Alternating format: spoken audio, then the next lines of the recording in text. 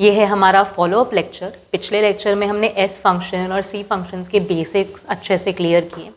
अब हम क्या करने वाले, एल्जेब्रिक एक्सप्रेशन पे जंप करेंगे, समझने की कोशिश करेंगे कि किसी भी इकोनॉमी का सी और एस आप एक्चुअली डिटरमाइन कैसे करोगे। पूरी इकोनॉमी में कंजम्पशन कितना है, पूरी इकोनॉमी का सेविंग्स कितना है, या फाइंड आउट कैसे करोगे। इसके लिए इन्होंने क्या किया, एक इक्वेशन फॉर्म ऑफ हमें बना के। घबराना नहीं है, अभी सिंपली समझने की कोशिश करते हैं। अगर हम समझ पाएंगे ना साथ में कि कंजम्पशन की इक्वेशन फाइंड करने की बन कैसे रही है, सेविंग को फाइंड करने की इक्वेशन बन कैसे रही है, फिर हमें दिक्कत नहीं आएगी, हमें रटना नहीं पड़ेगा। ठीक है, तो सबसे पहले कंजम्पशन की बात करें। कंजम्पशन का इक्वेशन कैसे बनता है, सी बार प्लस बी वाई। अगर इसको ब्रेक डाउन करूं, सी बार क्या होता है, ऑटोनॉमस कंजम्पशन।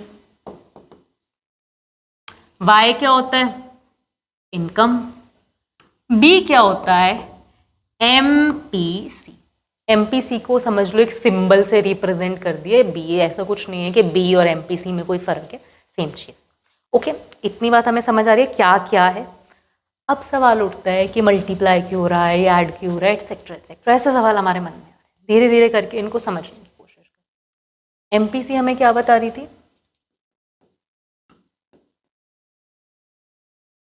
कि हमारे इनकम में चेंज आने की वजह से हमारी कंजम्पशन में कितना चेंज है। एग्जाम्पल याद करते हैं अपना, इनकम में 100 चेंज आया, उसकी वजह से कंजम्पशन में 80 चेंज आया। तो हम क्या बोल रहे थे कि इनकम का 8वां हिस्सा किस में चेंज हो जाता है, कंजम्पशन में चेंज। इसको वाई यानी कि हमारे देश की नेशनल इनकम से मल्टीप्लाई करके हमें क्या मिलेगा। हम एमपीसी को मल्टीप्लाई क्यों कर रहे हैं, क्योंकि मुझे पता है कि मेरी इनकम का 8वां हिस्सा किस में चेंज होता है, कंजम्पशन में चेंज होता है, हाँ या ना। तो अगर मैं पूरे देश की इनकम उठा लूँ और उसके 8वें हिस्से को किस में चेंज कर दूँ, कंजम्पशन में चेंज कर दूँ, मुझे कंजम्पशन की वैल्यू मिलेगी कि नहीं मिलेगी। पहुँच हो गया। देखो फिर से समझते हैं क्या बात हो रही है कि ये क्या दिया हुआ है, एमपीसी दिया हुआ है, यानी कि किसी भी देश में कंजम्पशन में कितना चेंज आ रहा है इन रिस्पॉन्स टू इनकम के चेंज। ये चीज़ें आपको गिवन है, आपको पता है, हाँ या ना। उससे आपने क्या निकाला, किस निष्कर्ष पे पहुंचे कि अगर आपकी इकोनॉमी की इनकम में 100 करोड़ का चेंज आता है तो आप देखते हो कि कंजम्पशन में 80 करोड़ का चेंज आ जाता है। ओके, ये आपने क्या किया, कैलकुलेट किया, आपके पास एमपीसी की वैल्यू आ गई 0.8। ये आपको क्या बता रहा है कि अगर आपकी इनकम 1 रुपीज़ है तो आप खर्चा 0.8 रुपीज़ करो। इनकम का 80% हिस्सा कंजम्पशन में जा रहा है। तो अगर मुझे पता है कि मेरी देश की इनकम का 80% हिस्सा किस में जा रहा है, कंजम्पशन में जा रहा है, तो अगर मेरे को मेरे देश की टोटल इनकम ही पता लग जाए तो मैं उसका 80% हिस्सा निकाल लूँगी, मुझे मेरी कंजम्पशन पता लग जाएगी। जैसे कि मैं मान लूँ कि मेरी देश की जो टोटल इनकम है वो है 500 करोड़। 500 करोड़, 500 करोड़ का 80% हिस्सा, 80% हिस्सा किस में जा रहा है, कंजम्पशन में जा रहा है, हाँ या ना। बोलो किसको बात समझ में आ रही है। तो 8 5 हमारे पास कितने होते हैं, 40 हो गए। यानी कि मुझे पता लग गया कि अगर यही इकोनॉमी का सीन है तो 400 करोड़ क्या कहाँ जाने वाले, कंजम्पशन में। बोलो कुछ कुछ बात समझ में आ रही है, हाँ या ना। एमपीसी को हम क्यों मल्टीप्लाई कर रहे हैं इनकम के साथ, क्योंकि एमपीसी हमें एक्चुअली में बता रही है कि कितना परसेंट चेंज आता है कंजम्पशन में with response to change in income. अगर इनकम में 1 रुपये का चेंज आया है, इनकम में 10 रुपये का चेंज आया है, कंजम्पशन में 7 रुपये का चेंज आया है, तो मैं कह सकती हूँ कि 70% ऑफ इनकम किस में चेंज हो जाती है, कंजम्पशन में चेंज हो जाती है, हाँ या ना। उसी तरीके से जब मैं इसे मल्टीप्लाई कर दूंगी नेशनल इनकम के साथ, जो मेरी टोटल इनकम है, तो मुझे पता लग जाएगा कि इस इनकम का 70% कितना है, वो मेरी किस चीज़ की वैल्यू हो जाएगी, कंजम्पशन की वैल्यू। बोलो कुछ कुछ बात समझ में नहीं समझ में आई तो अपन को काम क्या करना है, अपन को करना है कॉपी पेन उठानी है, साथ साथ में कैलकुलेशंस करके देखने। क्या करना है हमें कैलकुलेशन कि अपने हिसाब से कुछ ना कुछ कंजम्पशन में चेंज लाओ एंड कुछ ना कुछ इनकम में चेंज। एक चीज़ का ध्यान क्या रखना है कि जो भी चेंज इन कंजम्पशन है वो चेंज इन इनकम से कम ही होगा। बोलो कुछ बात समझ में आ रही है? क्योंकि इनकम में चेंज ज़्यादा आएगा एंड आपकी कंजम्पशन उसका कुछ ना कुछ पार्ट होगा। जैसे कि फॉर एग्जांपल ये मेरी इनकम थी, ये मेरी इनकम में चेंज आ गया, तो इसमें से ही कंजम्पशन बनेगी एंड इसमें से ही सेविंग्स बनेगी। इसको बात समझ में आ रही? तो जो कंजम्पशन है वो most probably change in consumption Y के इक्वल हो सकती है, लेकिन उसको एक्सीड नहीं करने वाली। बोलो बात समझ में आ रही है?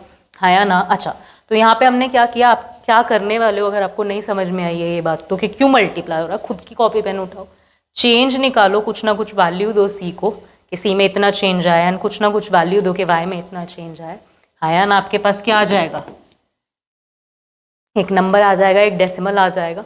फिर आप क्या करोगे, अपने देश का, अपनी हाइपोथेटिकल इकोनॉमी का कुछ ना कुछ इनकम डिसाइड कर लो कि मेरे देश का इनकम इतना है। जब उसको मल्टीप्लाई करोगे आप समझ पाओगे इस चीज़ को कि ये जब आप मल्टीप्लाई कर रहे हो आप इस इनकम का परसेंटेज निकाल रहे हो कि कंजम्पशन में कितना जाएगा। यानी कि अगर समझ लो आपका कैलकुलेशन 70% आ गया, 0.7 आ गया, जब आप उसको इनकम के साथ मल्टीप्लाई कर रहे हो तो इनकम का 0.7% आ जाएगा आपके पास, दैट इज कंजम्पशन। बोलो कुछ कुछ बात समझ में आ रही है? हाँ या ना? होपफुली कुछ कुछ बात समझ में आई होगी। कुछ भी डाउट्स है, कुछ भी क्वेरीज है, कमेंट करते जाओ, फिर समझ लेंगे अपन लोग। ठीक है, इतनी बात हमें समझ में आ गई कि यहाँ से हमें क्या पता लग जाएगी कि हमारे देश की कंजम्पशन कितनी। अगर कंजम्पशन पता लगी गई है फिर ये सी बार क्यों ऐड किया, ऑटोनॉमस कंजम्पशन क्यों ऐड किया? अभी दिमाग लगाते हैं। मान लो आपके देश की इनकम 0 है, आपके देश की इनकम क्या है, 0 है। हाँ या ना? इस फॉर्मूला में अगर मैं पुट करूं, एमपीसी समझ लो मेरा 0.7 है, इनकम कितनी है 0, बी वाई। हाँ या ना? क्या आंसर आ गया 0। यानी कि अगर ये सिर्फ ये हिस्सा हो तो मेरी कंजम्पशन की वैल्यू कितनी आ गई, 0 आ गई। लेकिन हमें एक बात बिल्कुल क्लियर पता है कि कंजम्पशन कभी भी 0 नहीं हो सकती। क्यों? क्योंकि minimum level of consumption exist करेगा ही करेगा, इवन चाहे इनकम क्या है 0 है। इसीलिए मैं क्या करती हूँ, ऑटोनॉमस कंजम्पशन को ऐड कर देती हूँ। कहीं ना कहीं ये इंडिपेंडेंट लेवल ऑफ इनकम है, इंडिपेंडेंट लेवल ऑफ कंजम्पशन है, इनकम इसे अफेक्ट नहीं कर रही है, ये कंजम्पशन होगा ही होगा। ये क्या है, ये ऐसी कंजम्पशन है जो इनकम से अफेक्ट होके क्रिएट हो रही है। लाइक अगर इनकम इतनी है तो उसका 70%, लाइक इनकम 100 है तो उसका 70% ये होगा, इनकम 1000 है तो उसका 70% ये होगा, इनकम 10,000 है तो उसका 70% ये होगा। ये वाला जो पार्ट ऑफ इक्वेशन है ये डिपेंड कर रहा है इनकम पे। ये वाला पार्ट ऑफ इक्वेशन हम ऐड कर रहे हैं, इनकम चाहे कुछ मर्जी हो, मिनिमम लेवल ऑफ कंजम्पशन जो इकोनॉमी में एग्जिस्ट कर रही है। बोलो कुछ बात समझ में आई? हाँ या ना? तो यानी कि हम बेसिकली क्या कर रहे हैं, एल्जेब्रिक एक्सप्रेशन क्या बन गया, C इज इक्वल्स टू, क्या बोल रहे हैं, किसी भी इकोनॉमी का अगर कंजम्पशन फाइंड करना है तो हम क्या क्या जोड़ेंगे, ऑटोनॉमस कंजम्पशन उस इकोनॉमी की, और वो कंजम्पशन जो इनकम लेवल पे डिपेंड करे। बोलो कुछ कुछ बात समझ में आई? हाँ या ना? ऐसे एस फंक्शन बन जाएगा। एस फंक्शन क्या होगा, देखो अगर हम यहाँ पे सी फंक्शन लिख दे कॉर्नर में, इससे आप लोग हिंट ले सकते हो। एस फंक्शन क्या बनेगा, इसमें आप सी फाइंड कर रहे थे, इसमें आप एस फाइंड करोगे। इसमें ऑटोनॉमस कंजम्पशन था, ऑटोनॉमस कंजम्पशन आ कहां से रहा था, ये देखो साथ साथ टेस्ट भी हो जाएगा। ऑटोनॉमस कंजम्पशन कहां से आ रहा था, इनकम से तो आ नहीं रहा था, इनकम तो 0 थी तब हो रहा था ऑटोनॉमस कंजम्पशन। तो आ कहां से रहे थे उसके पैसे, सेविंग्स में से आ रहे थे। हाँ या ना? सेविंग्स को नेगेटिव कर रहे थे। तो मैं इस चीज को सेविंग फाइंड करने के लिए ऐसे लिख सकती हूँ, क्योंकि वो चीज सेविंग की वैल्यू को क्या करेंगे, रिड्यूस करेंगे। जो भी ऑटोनॉमस कंजम्पशन है वो सेविंग को क्या करने वाली है, घटाने वाली है। नेगेटिव साइन आ गया इसलिए। हाँ या ना? बिल्कुल रट्टे नहीं मारने अपने को कि नेगेटिव साइन क्यों, रीजन सामने तो पड़ा है। अगर हमारी इनकम 0 है, कंजम्पशन 10 है, तो सेविंग्स -10 होंगी कि नहीं होंगी। अगर इस वैल्यू को हम ऑटोनॉमस कंजम्पशन बोल रहे हैं तो ये नेगेटिव ऑटोनॉमस कंजम्पशन हुई कि नहीं हुई? बोलोगे इसको बात समझ में आ रही? हाँ या ना? ये लिख दिया हमने। अब हमें लिखना है बी वाई। बी वाई हमें क्या बता रहा था? कंजम्पशन जो इनकम पे डिपेंड कर रही है। हम क्या फाइंड कर रहे हैं? सेविंग। तो यानी कि हम एमपीसी उठाएंगे या एमपीएस उठाएंगे? एमपीएस उठाएंगे। तो यहाँ पे बी वाई नहीं आना चाहिए, क्या आना चाहिए? MPS into Y. एमपीएस को हमारी बुक हमें कैसे लिख देती है? 1 माइनस बी। अब आप कहोगे ये क्यों? याद करो, लास्ट लेक्चर में हमने क्या समझा था कि जो हमारा एमपीसी और एमपीएस होता है वो 1 के इक्वल होता है, आया ना? तो मैं एमपीएस को 1 माइनस एमपीसी लिख सकती हूँ। जब हमने सी फंक्शन पढ़ा था हमने क्या पढ़ा था कि बी की वैल्यू किसके इक्वल होती है? एमपीसी। सिंबॉलिक रिप्रेजेंटेशन है एमपीसी का। तो MPS is equals to 1 minus B लिख सकती हूँ कि नहीं लिख सकती? यहाँ पे क्या मतलब है 1 माइनस बी का? Simply MPS. समझने की कोशिश करते हैं कि क्यों हम मल्टीप्लाई कर रहे हैं, क्यों हम मल्टीप्लाई कर रहे हैं एमपीएस और वाई को। देखो अभी समझते हैं कि फॉर एग्जाम्पल आपका इनकम में जो चेंज आ रहा है वो 100 है, सेविंग में जो चेंज आ रहा है वो 20 है। तो एमपीसी का, एमपीएस का, बार बार बता रही हूँ कि मेरे को थोड़ा बोलने में कई बार कंफ्यूजन हो जाता है, एससी में आप कंफ्यूज मत हो ना। हम एमपीएस पढ़ रहे हैं, हम एस फंक्शन पढ़ रहे हैं, ठीक है। एमपीएस अगर आपको यहाँ पे फाइंड करना है, कितनी वैल्यू आ गई आपके पास? यानी इनकम का दूसरा हिस्सा किस में चेंज हो रहा है? सेविंग्स में चेंज हो रहा है, हाँ या ना? फॉर एग्जाम्पल जो मेरी नेशनल इनकम है इकोनॉमी की वो है 200 करोड़। तो जब मैं एमपीएस को मल्टीप्लाई करती हूँ वाई के साथ, यानी कि मैं मल्टीप्लाई करती हूँ 0.2 इंटू 200, 2 2 जा, यानी कि 40 CR मेरा क्या है? सेविंग बनता है पूरी इकोनॉमी का, जो इनकम पे डिपेंड कर रहा है। बोलो किसको कुछ बात समझ में आ रही है? एक्चुअली मल्टीप्लाई करके हमें मिल क्या रहा है? जो एमपीएस है वो हमें बता रहा है कि कितना परसेंटेज हमारी इनकम का क्या बनता है? सेविंग बनता है। इससे हमें क्या पता लगा कि इनकम का 20% हिस्सा क्या बनता है? सेविंग बनता है, हाँ या ना? बोलो बात समझ में आ रही है? तो जब हम उस 20% को मल्टीप्लाई कर रहे हैं 200 के साथ, मतलब हम 200 का 20% निकाल रहे हैं, उस टोटल नेशनल इनकम का 20% निकाल रहे हैं, वो जो वैल्यू होगी वो मेरी किस चीज की वैल्यू हो जाएगी? सेविंग की वैल्यू हो जाएगी। 200 करोड़ का 20% 40 करोड़, 40 करोड़ मेरी क्या है? सेविंग्स है। बोलो किसको बात बिल्कुल समझ में आ रही है? हाँ या ना? एल्जेब्रिक एक्सप्रेशंस जो है हमें बिल्कुल क्लियर हुए, चाहे वो सेविंग फंक्शन का हो चाहे वो कंजम्पशन फंक्शन का। इतनी हमें बात बिल्कुल क्लियर हो गई है, हाँ या ना? एक छोटा सा टॉपिक और डिस्कस करते हैं अपन, एपीसी एंड एपीएस का। ये चीज आप खुद भी समझ सकते हो, मेरा काम है मैं आपको एवरेज का मतलब समझा दूं। एवरेज क्या होता है? एवरेज होता है जब आप डिफरेंट वैल्यूज के लिए एक वैल्यू फाइंड कर लेते हो रिप्रेजेंटेटिव। जैसे फॉर एग्जाम्पल आपकी क्लास में किसी के 60 मार्क्स आए हैं, किसी के 50 आए हैं, 60 आए हैं, 50 आए हैं, 50 आए हैं, 60 आए हैं। बोलो बात समझ में आ गई?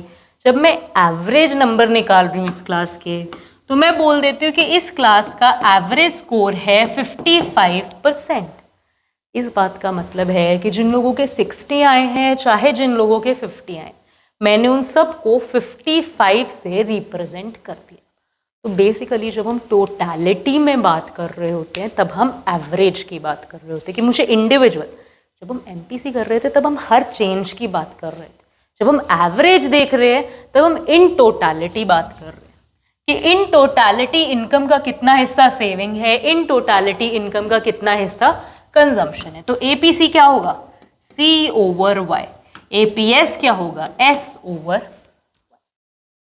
टोटल कंजम्पशन इकोनॉमी की over total income, national income, total savings economy की ओवर टोटल इनकम। बोलो किसको बात समझ में आ रही? आया ना? यहाँ पे चेंज की बात नहीं हो रही, यहाँ पे टोटल की बात हो रही। बोलो बात समझ में आई? आया ना? अच्छा, तो बुक इसका एक डेरिवेशन भी दे देती है आप लोगों को कि A P C plus A P S is equals to 1। आया ना? इसको भी हम वैसे ही प्रूव कर सकते हैं जैसे हम एमपीसी एमपीएस प्रूव करके आए। कैसे?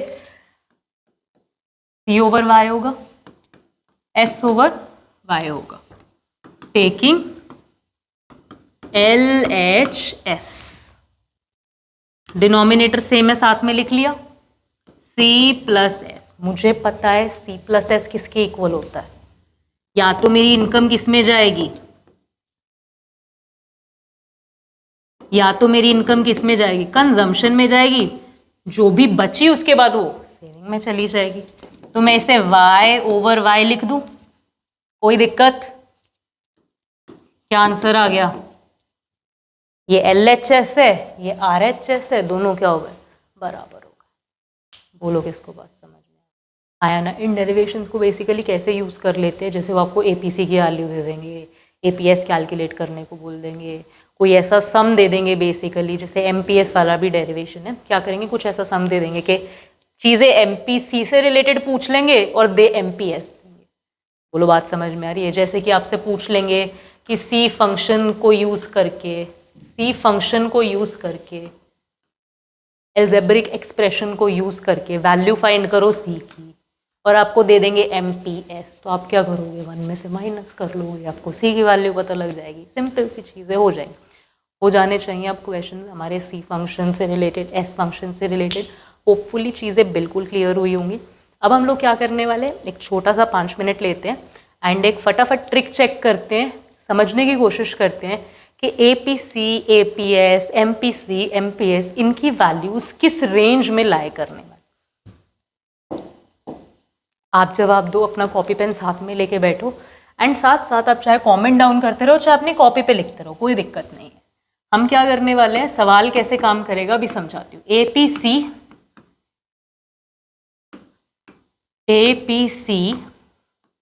APS, MPC, MPS, कैसे सवाल काम करेगा? मैं आपसे पूछूंगी, आपको टिक करना होगा या क्रॉस करना होगा। मैं आपसे पूछूंगी कि इनमें से किन चीजों की वैल्यू नेगेटिव हो सकती है, मैं भी जवाब दूंगी। तो मैं जवाब देने के लिए क्या प्रेफर करती हूँ, मैं लिख लेती हूँ कि ये चीजें रिप्रेजेंट क्या करती है। APC क्या रिप्रेजेंट करता है? C over Y। APS क्या रिप्रेजेंट करता है? S over Y। MPC क्या रिप्रेजेंट करता है? Change in C over change in Y। MPS क्या रिप्रेजेंट करता है? Change in S over change in Y। ठीक है, अब आपको बताना है कि APC नेगेटिव हो सकता है। ये लिखने से मुझे क्या फायदा होता है, मैं ऐसे दिमाग लगाती हूँ, C नेगेटिव हो सकता है। APC तभी नेगेटिव होगा ना जब C नेगेटिव होगा, C नेगेटिव हो सकता है। APS नेगेटिव हो सकता है, S नेगेटिव हो सकता है, सेविंग्स नेगेटिव हो सकती है, हाँ हो सकती है। अगर कंजम्पशन ज्यादा हो इनकम से, उस केस में S क्या हो जाएगा? नेगेटिव हो जाएगा, यानी APS नेगेटिव हो सकता है, C नेगेटिव हो सकता है। कंजम्पशन में नेगेटिव चेंज आ सकता है with respect to change in income. MPS negative हो सकता है, आप कहते हो सकता है, समझो इनकम में चेंज आया 1 रुपए का, ये चेंज बटेगा C और S में, तो नेगेटिव चेंज नहीं हो सकता। चेंज हमेशा क्या होगा? पॉजिटिव ही होगा, क्योंकि हमने एक बात समझी है कि जैसे जैसे इनकम इंक्रीज करती है, कंजम्पशन और सेविंग क्या करती है? इंक्रीज करती है। तो अगर वर्स्ट सिनारियो में मान लूँ कि आपकी इनकम इतनी नहीं है कि आप कुछ सेव कर पाओ, तो आप 1 का 1 रुपए क्या कर लोगे? कंजम्पशन में चेंज ले आओगे। सेविंग में चेंज क्या हो जाएगा? 0 हो जाएगा। लेकिन सेविंग का चेंज कभी भी नेगेटिव नहीं। बात समझो, अगर पहले सेविंग्स -20 थी, फिर सेविंग्स -10 हो गई, तब भी जो चेंज है वो पॉजिटिव ही तो है। चाहे ओवरऑल सेविंग नेगेटिव है, ओवरऑल सेविंग नेगेटिव हो सकती है, लेकिन जो चेंज है वो हमेशा क्या होगा, पॉजिटिव ही होगा। बोलो बात समझ में आ रही है, हाँ या ना, कुछ चीज समझ में आई हमें। तो MPS भी नेगेटिव नहीं। नेक्स्ट सवाल क्या है, नेगेटिव के बाद क्या आता है, जीरो क्या क्या हो सकता है, APC जीरो हो सकता है, कंजम्पशन जीरो हो सकती है, नहीं हो सकती, क्रॉस। APS जीरो हो सकता है, सेविंग जीरो हो सकती है, अगर जितनी भी इनकम है सारी की सारी क्या कर लो, कंज्यूम कर लो।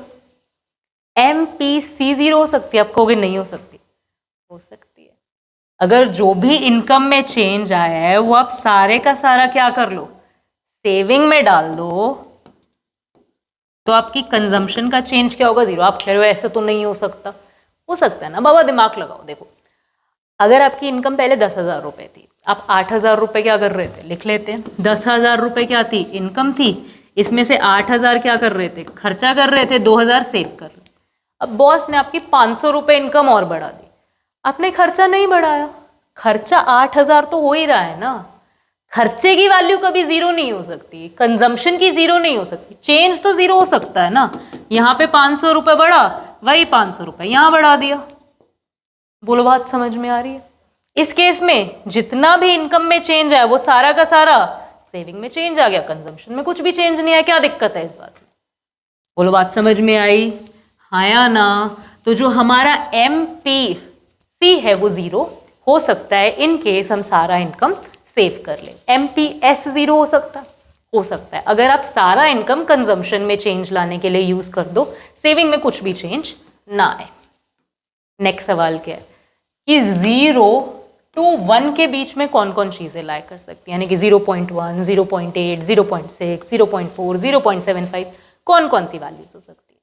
ये कब होगा, जब न्यूमरेटर छोटा होगा डिनोमिनेटर से, यानी कि अगर न्यूमरेटर 1 है डिनोमिनेटर 10 है तो 0.1 आ जाएगा ना। न्यूमरेटर की वैल्यू छोटी हो, डिनोमिनेटर की वैल्यू बड़ी। कंजम्पशन की वैल्यू इनकम से छोटी हो सकती है, क्या दिक्कत है। सेविंग की वैल्यू इनकम से कम हो सकती है, क्या दिक्कत है। चेंज इन कंजम्पशन की वैल्यू इनकम से कम हो सकती है, चेंज इन इनकम से हो सकती है, क्योंकि आप पार्ट ऑफ क्या करो, part of change in income को सेविंग्स में चेंज लाने में यूज कर लो। ऐसे ही MPS भी 0 to 1 के बीच में लाए कर सकते हैं। नेक्स्ट हमारा सवाल क्या है, 1 कौन कौन सी चीजें हो सकती है। 1 कब होगा, जब न्यूमरेटर और डिनोमिनेटर सेम है, C और Y सेम है, S और Y सेम है, ये चीजें जब सेम होंगी तो APC, C और Y सेम हो सकता है, क्या दिक्कत है। जितनी भी इनकम है सारी की सारी क्या कर लो, कंजम्पशन में यूज कर लो।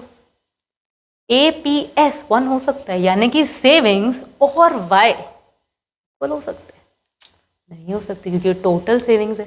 अगर सारी की सारी इनकम सेविंग में डाल दोगे तो कंज्यूम क्या करोगे, बोलो बात समझ में आ रही है। ये कभी भी 1 नहीं हो सकता। MPC 1 हो सकता है। MPC 1 कब होगा, जब ये चेंज और ये चेंज क्या बिल्कुल बराबर है, हाँ या ना। हो सकता है, क्या दिक्कत है, कुछ भी सेव नहीं करेंगे।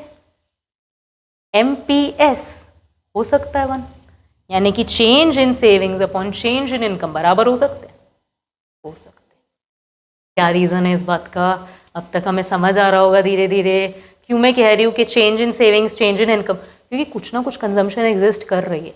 जब हमारी इनकम में चेंज आया, हमने कंजम्पशन में कुछ भी नहीं डाला, सारा का सारा कहाँ डाल दिया, सेविंग्स में डाल दिया। कंजम्पशन की कुछ ना कुछ वैल्यू है, बस चेंज इन कंजम्पशन जीरो हुआ है।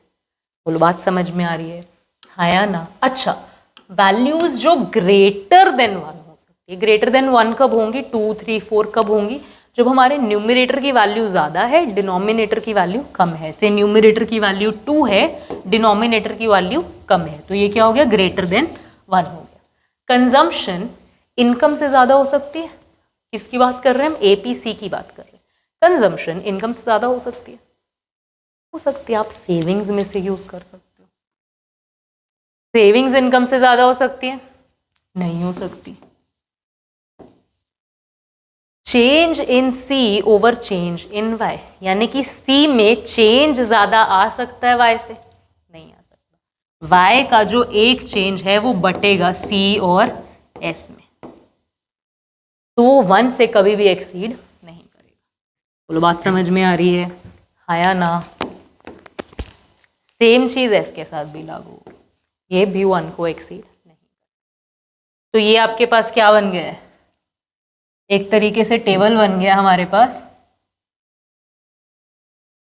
ठीक है। इस टेबल को याद करने की बजाय पेपर में भी कई बार वो हमसे MCQs पूछ लेते हैं कि कि किस चीज़ की वैल्यू नेगेटिव हो सकती है, या किस चीज़ की वैल्यू ग्रेटर देन 1 हो सकती है, या किस चीज़ की वैल्यू कभी भी ग्रेटर देन 1 नहीं होगी। ऐसे सवाल वो हमसे पूछ सकते हैं। तो मैं हमेशा ये मानती हूँ कि इनको याद करने की जगह या रट्टा मारने की जगह आप लोग क्या कर सकते हो, ऐसे बना लो, फिर जज करो कि न्यूमरेटर एंड डिनोमिनेटर के साथ ये चीज़ हो सकती है जो चीज़ दी हुई है, जो गिवन कंडीशन को पूरा करने के लिए चीज़ चाहिए वो चीज़ हो सकती है न्यूमरेटर डिनोमिनेटर के साथ। जैसे फॉर एग्जांपल उन्होंने आपसे पूछा है कि कौन सी वैल्यू नेगेटिव हो सकती है और ऑप्शंस दे दिए APC, MPC, MPS, APS, 4 options दे दिए। तो आप इन चारों को लिख लो, फिर सोचो C नेगेटिव हो सकता है? नहीं हो सकता। चेंज कभी नेगेटिव होगा? नहीं होगा। ऑप्शन कौन सा रहेगा? S नेगेटिव हो सकता है? हाँ, अगर हम कंजम्पशन के लिए S से, सेविंग से पैसा निकाल लें तो आपको अपना आंसर मिल जाए। इस तरीके से क्वेश्चंस को सॉल्व करो, इस चैप्टर की खूब प्रैक्टिस करो, खूब न्यूमेरिकल्स करो। कोई भी क्वेश्चन आपसे नहीं सॉल्व होता है, डाउट आता है, तो आप हमें, या आप चाहते हो कि मैं उसे एक्सप्लेन करूँ क्लास में, तो आप हमें क्या कर सकते हो, कॉमेंट डाउन करके बता सकते हो, या फिर आप हमसे किसी भी व्हाट्सएप, टेलीग्राम एटसेट्रा, जिसके भी डिस्क्रिप्शन में लिंक्स दिए गए हैं, कहीं भी आप हमसे कॉन्टैक्ट करके बातचीत कर सकते हो। मिलेंगे जल्दी, तब तक के लिए keep learning, have a good day.